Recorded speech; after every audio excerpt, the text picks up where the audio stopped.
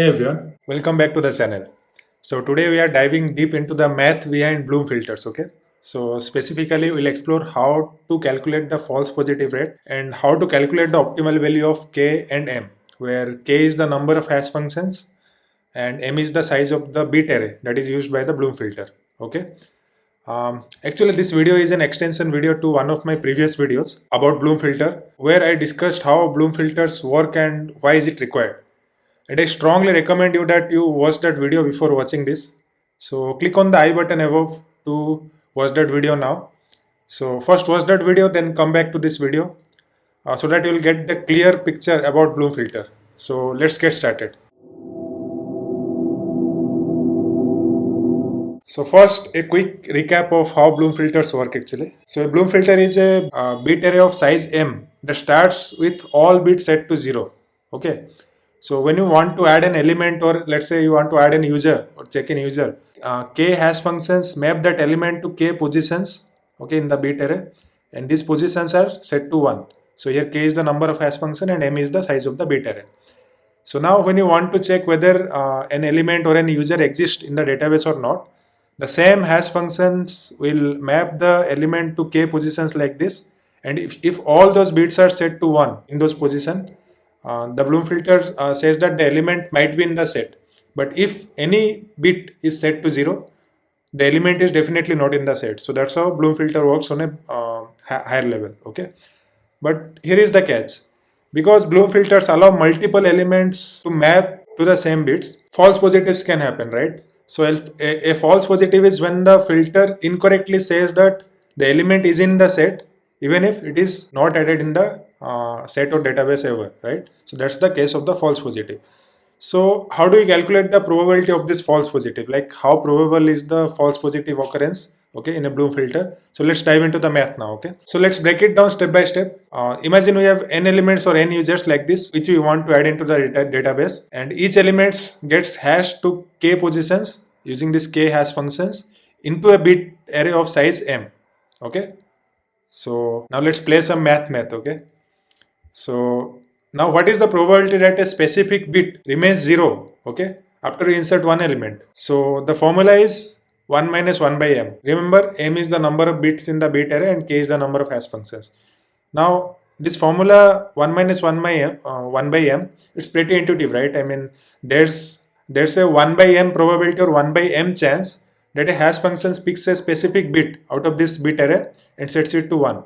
So the probability that it does not get picked by one hash function is 1 minus of that, right? That's why 1 minus 1 by m. So probability that a specific bit remains 0 after inserting one element with one hash function is 1 minus 1 by m. Now since we are using k hash functions for each element, the probability that the bit is still 0 after all k hash functions have been applied, so it becomes 1 minus 1 by m to the power k, because each hash function tries to set a different bit. So this raises the probability to the power k. So this probability raised to the power k becomes this, right? So that's the step number 2. Now what happens when we insert more elements? See, till now we are discussing about inserting only one element or one user. Now let's think of a case when we want to insert n elements. So after adding n elements, the probability that a particular bit remains 0, okay, that means it is not set even after k into n hash operations, that is 1 minus 1 by m to the power k into n, okay. So again, this probability is raised to the power n because we are talking about n users or n elements, okay. Now let's flip this idea. Alright, now what's the probability that the bit is set to 1 even after inserting n elements with k hash functions? So the probability that a specific bit is set to 1 after inserting n elements with k hash functions is 1 minus this probability, right? 1 minus this probability. So 1 minus this probability becomes this formula. If you see 1 minus 1 by n to the power k into n. So now we know the probability that any particular bit is set to 1 after inserting n elements is equal to this. Now comes the crucial part, okay, that is calculating the false positive probability. Now let's say you query an element or user that was never inserted into the database. For a false positive to occur, as we have discussed previously, all k of the hash functions for this new element have to point to bits that are already set to 1. Okay, that means all the indices that are splitted by the k hash functions, right? If all those indices are set to 1 already in the bit array, then we say that the user is already existing in the database. So we need to find the probability that k bits are set to 1 after inserting n elements with k hash functions. Okay, again, in order to calculate the false positive probability, we need to calculate the probability that k bits are set to 1 after inserting n elements. So this is the above probability raised to the power k. So we get the formula for false positive probability as 1 minus 1 by m in bracket raised to the power k into n, the whole raised to the power k. So this probability raised to k basically. Okay, so this expression gives the probability of a false positive in a Bloom filter. It might look complex, but all we are really saying is, for a false positive, each of the k bits we check must already be 1. So that's what it all boils down to, right? Now for a large m, we can make this equation easier to work with. So when m is large, that means here the number of the bit array is large. We use a mathematical approximation to simplify this. We use Taylor series approximation like this. So this approximation tells us that ln of 1 minus x is approximately equal to minus x for smaller x. Okay. Now in our case x is equal to 1 by m. Okay. So for large m, x is small, right? I mean, if m is larger, then x will become smaller. So hence in our case, if we replace x with 1 by m, we get ln of 1 minus 1 by m is approximately equal to minus 1 by m. Now exponentiating both sides, we get 1 minus 1 by m is approximately equal to e to the power minus 1 by m. So 1 minus 1 by m is approximately equal to e to the power minus 1 by m. So using this approximation, we can rewrite this false positive probability as this formula, right? False positive probability is approximately equal to 1 minus e to the power minus kn by m, the entire thing raised to the power k. So basically we replace 1 minus 1 by m with e to the power minus 1 by m in this formula. So this is the simplified version of the false positive probability. So the key takeaway: the probability of a false positive depends on 3 factors, right? As you can see here, the size of the bit array m, the number of hash functions to use k, and the number of elements that you are willing to add to the filter, right? Yeah, alright. Now that we understand how Bloom filters work and how to calculate the probability of false positive, let's take a step further, okay? And how do you choose the optimal value of k, that is the number of hash function, and the m, the size of the bit array.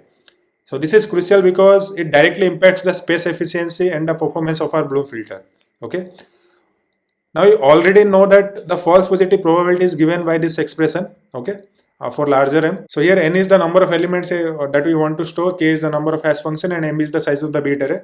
Now our goal is to minimize this false positive rate while keeping the bit array as small as possible to save memory. Now let's change the slide. So now let's first tackle the number of hash functions to use, that is k. So it turns out that there is an optimal number of hash functions that minimizes the false positive probability for a given m and n. Given that m and n are fixed, we can calculate the optimal value of k. How do you calculate that? Now the optimal k can be derived by taking the derivative of the false positive probability formula. That is, we can take the derivative of this expression with respect to k, assuming m and n are kept constant, and we equate it to 0. Because we are trying to find the minima of this function, right? But don't worry, I won't take you through all the calculus steps here. So instead, I'll just give you the result directly. So the optimal number of hash function is approximately equal to m by n into ln of 2. Okay. Again, to repeat, how do we find this value? By taking the derivative of this expression with respect to k, keeping m and n constant. The optimal k depends on the size of the bit array m and the number of elements n. Okay, as you can see here. So this means that the more elements you want to store, or the larger your bit array, the more hash functions you should use. Okay, but that is up to a certain point. Beyond that point, using too many hash functions actually increases the false positive rate. Okay, now let's move on to the bit array size m. How big should be the bit array to keep the false positive probability under control? So you can actually derive a formula for m based on the expected number of elements n and the desired false positive probability rate p false. Okay. Now the optimal size of the bit array is given by m is equal to minus n into ln of false positive probability rate that we are expecting then ln 2 ka whole square, right? Again, we are skipping the calculus steps for simplicity.